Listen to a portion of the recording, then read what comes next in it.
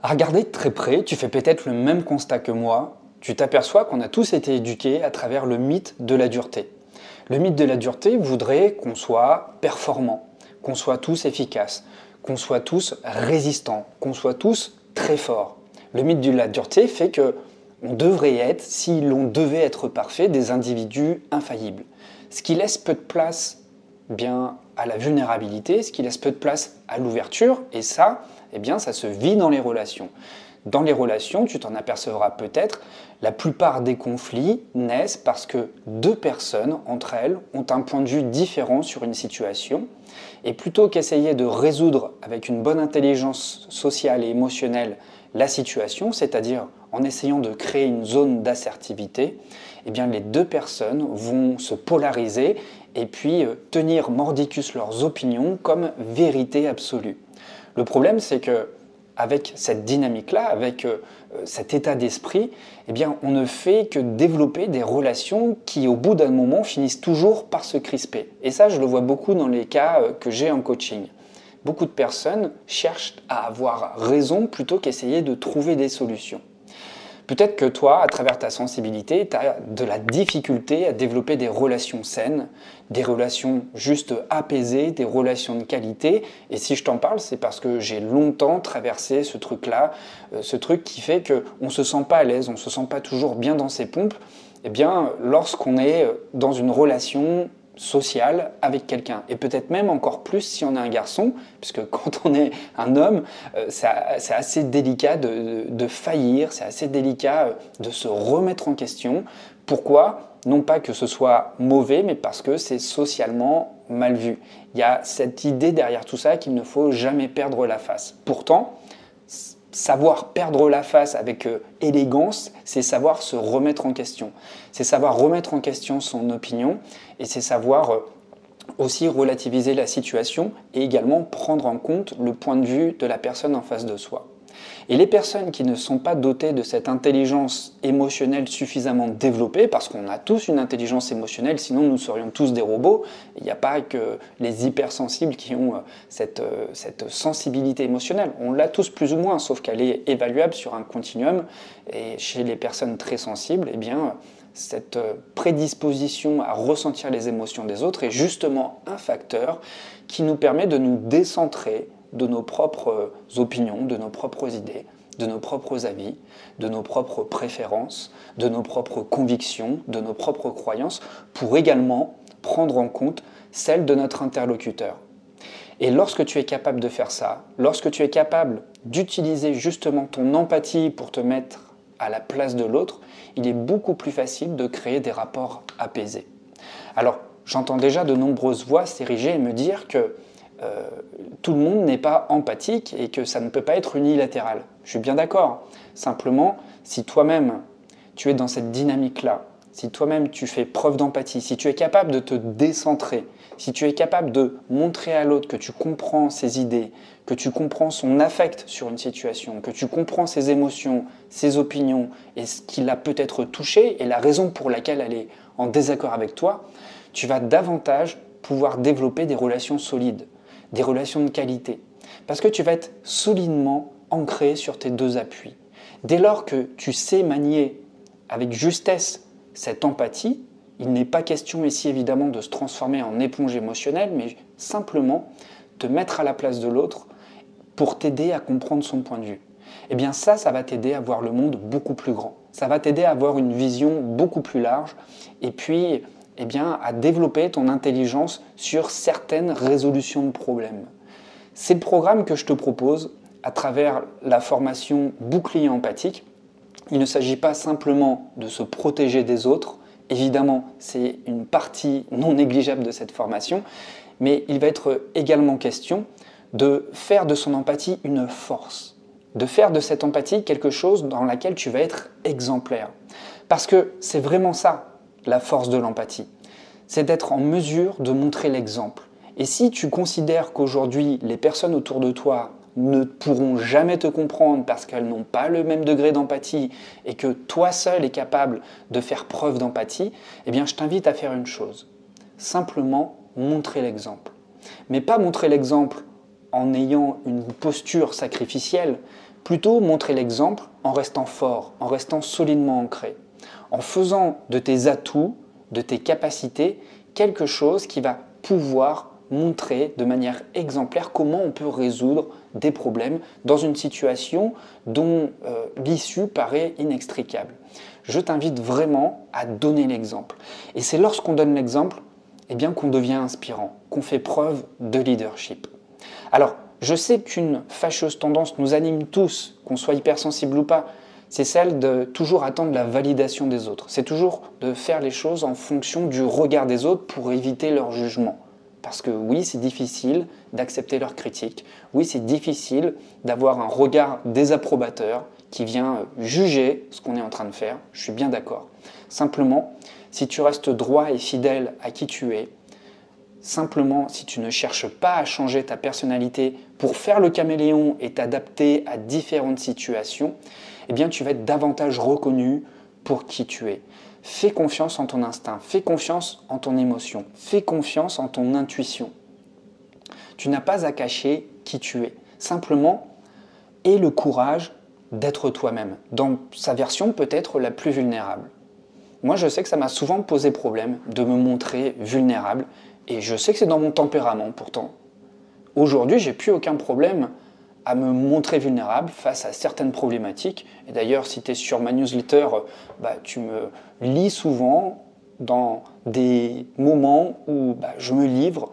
Je me livre parce que, comme tout le monde, j'ai des défis, j'ai des problématiques, et c'est pas toujours facile. Je suis confronté à des problèmes, j'échoue très souvent, il n'y a pas de souci avec ça, et j'ai pas de problème à en parler en fait. Et je vais jamais me montrer dans une posture supérieure, verticale, dans laquelle je vais te dire que tout ce que je fais c'est bien, que je réussis tout en ma vie, ce serait vraiment te mentir. Et c'est justement en te démontrant que je sais me tromper, je sais montrer mes failles, que je montre ma vulnérabilité, et que je sais aussi solliciter l'empathie chez mon interlocuteur. Et je sais que c'est aussi un grand vecteur qui noue cette audience avec moi. Je sais que beaucoup d'entre vous développent de l'empathie par rapport à ce que je propose. Ce que je veux te dire ici, c'est que parce que je suis vraiment transparent sur ce que je ressens, sur ce que je traverse, j'ai vécu une rupture, j'ai vécu la perte d'un proche, j'ai des difficultés à m'installer quelque part. Maintenant c'est fait, je te ferai une prochaine vidéo là-dessus. Ça y est, je viens de m'installer dans les Pyrénées, je suis très content pour ça. Ça m'a pris 2 ans pour faire un choix, 2 ans pour choisir un putain d'endroit où j'allais enfin m'ancrer. Ça n'a vraiment pas été facile parce que ça a généré des peurs chez moi, parce que j'ai eu peur, parce que j'ai fui quelque part une responsabilité, celle de m'établir, de m'installer quelque part. Aujourd'hui, j'ai réussi. C'est ce genre de choses qui va solliciter des encouragements lorsque tu es parfaitement toi-même, lorsque tu oses montrer tes peurs. Et puis, d'un autre côté, lorsque tu es capable aussi d'accueillir le point de vue de l'autre, ses difficultés, des difficultés que tu ne partages pas forcément. Et ça peut être déroutant aussi. Le fait d'apprendre à reconnaître que pour les autres, ce que toi tu as réussi n'est pas toujours simple pour les autres. Et ça, c'est vraiment faire preuve d'empathie, et c'est vraiment faire de cette empathie une force parce que tu vas donner à l'autre tout ton élan de bienveillance et toute la clarté de ton analyse, ta capacité de décentrage par rapport à ce que toi tu as réussi, par rapport à ta vie, tu as réussi à retirer des œillères et à montrer que tu étais suffisamment ouvert à l'autre pour comprendre sa situation. C'est en ce sens que l'empathie devient vraiment un vecteur de leadership. Parce que tu es inspirant, parce que tu arrives à voir en l'autre qu'il a les ressources pour y arriver. Ça va aider les autres. Ça va les tirer vers le haut. Et ça va leur donner envie de t'écouter à ton tour. Donc, ne confonds jamais l'empathie avec cette expérience qui voudrait qu'on se transforme toujours en éponge émotionnelle. C'est quelque chose qui existe, certes, et c'est ce qui est présent dans cette formation. Je vais t'apprendre justement à te protéger des affects des autres, mais je vais également t'apprendre à mieux gérer des situations critiques, des situations de crise, pour apprendre à désamorcer une situation difficile dans laquelle parfois les émotions montent en intensité parce que ça touche des choses très profondes chez toi, y compris chez ton interlocuteur. On va voir ensemble comment faire en sorte de diminuer toute cette intensité émotionnelle. Bref, on va voir plein de choses Dans cette formation, je me filme face caméra, donc pour une fois, tu vas me voir, c'est assez rare dans les formations, je suis vraiment là, comme je te parle ici, là, et donc on va faire ce chemin ensemble, étape par étape. Donc si aujourd'hui, tu as l'impression que tout le monde te prend pour une bonne poire, si tu as l'impression que tout le monde abuse de ton empathie et que tu n'arrives pas à t'affirmer, tu n'arrives pas à poser tes besoins sur la table, tu as peur que, on n'admette pas que tu aies tel besoin, tu as peur qu'on se moque peut-être de ta vulnérabilité, et si tu n'arrives pas encore une fois à développer des relations sincères, authentiques et qualitatives en toute confiance, ce programme va vraiment t'aider à développer des relations avec force, avec solidité, avec ancrage, mais aussi avec bienveillance, avec humanité. Et je crois que c'est ce qui nous manque le plus aujourd'hui, c'est le fait de sortir de ce mythe de la dureté, et puis baisser un peu les armes, apprendre à écouter l'autre. Et c'est en écoutant l'autre qu'on apprend à s'écouter soi, car ce que je ressens, c'est l'effet miroir de ce que ressent l'autre. Et en apprenant à être parfaitement attentif à l'autre, pas uniquement avec ta tête, pas uniquement avec une analyse intellectuelle des faits que te rapporte l'autre. Apprends à être présent dans une relation. J'ai une coachée la semaine dernière, justement, qui se prépare et qui a fait appel à mes services pour préparer au mieux son entretien parce qu'elle passe un examen pour devenir coach. Le meilleur conseil que je lui ai donné pour être vraiment présente à cet examen, c'est de développer justement cette qualité de temps présent avec l'autre. Et les réponses que tu vas pouvoir trouver pour aider l'autre, si tu es souvent sollicité pour démêler des problèmes, évidemment, c'est les idées qui vont te venir à la tête, mais c'est aussi les sensations que tu as ici dans ton ventre. Qu'est-ce que je ressens ici et maintenant? Qu'est-ce que ce que je ressens me dit de mon interlocuteur? Ça, ce sont autant d'informations précieuses qui vont t'aider à te synchroniser émotionnellement avec ton interlocuteur et qui vont te permettre de trouver des réponses adaptées sans avoir à te sacrifier, sans avoir à épuiser tes ressources. Il faut vraiment que tu apprennes à être parfaitement écologique avec toi-même. Et le moment où tu arriveras à vraiment aider l'autre, ce sera le moment où tu arriveras facilement à dégager suffisamment de ressources sans t'épuiser.